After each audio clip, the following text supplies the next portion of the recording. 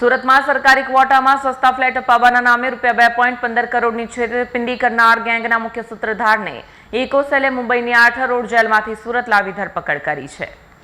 સુરત શહેર પોલીસની ઇકોસેલે સરકારી ક્વોટામાં સસ્તા દરે ફ્લેટ અપાવવાની લાલચ આપી ₹2.15 કરોડથી વધુની છેતરપિંડી કરનાર ગેંગના મુખ્ય સૂત્રધાર પુરુષોત્તમ પ્રભાકર ચૌહાણને મુંબઈથી આર્થર રોડ જેલમાંથી પ્રોડક્શન વોરંટના આધારે સુરત લાવી ધરપકડ કરી છે. આરોપીએ સાગરીતો સાથે મળી બનાવટી સરકારી દસ્તાવેજો તૈયાર કરી સરકારી ક્વોટામાં ફ્લેટ ફાળવવાનો વિશ્વાસ અપાવી ફરિયાદી પાસેથી કરોડો રૂપિયા પડાવ્યા હતા. કોર્ટમાંથી પોલીસ રિમાન્ડ મળ્યા બાદ ઇકોસેલ હવે છેતરાયેલી રકમ ક્યાં વાપરવી, નકલી દસ્તાવેજો કોણે તૈયાર કર્યા અને સમગ્ર કાવતરામાં અન્ય કેટલા લોકો સંડોવાયેલા છે તે અંગે સઘન તપાસ કરી રહી છે.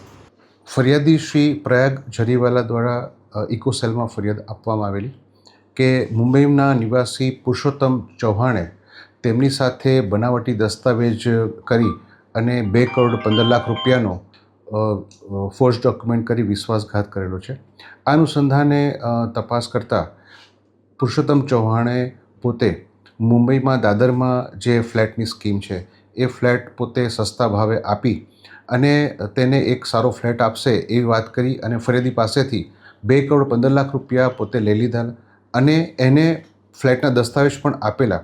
દસ્તાવેજ મેળવ્યા બાદ જ્યારે ફરિયાદી પોતે એ ફ્લેટમાં જ્યારે પોઝેશન લેવા માટે ગયા ત્યારે ત્યાં અન્ય કોઈ રહેતા હતા અને તેમને પૂછપરછ કરી વિગત મેળવી ત્યારે તેમને ખ્યાલ આવ્યો કે પુરુષોત્તમ ચૌહાણે બનાવટી દસ્તાવેજો કરી અને તેમની સાથે વિશ્વાસઘાત કરેલ છે.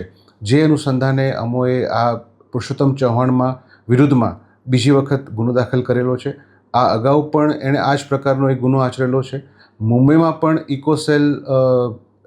ઇકોસેલે હાલના આરોપી વિરુદ્ધમાં ફરિયાદો નોંધેલી છે અને હાલ આરોપી અત્યારે અમારી કસ્ટડીમાં છે. તપાસ ચાલુ છે. બ્યુરો રિપોર્ટ સત્ય ટીવી ન્યૂઝ સુરત.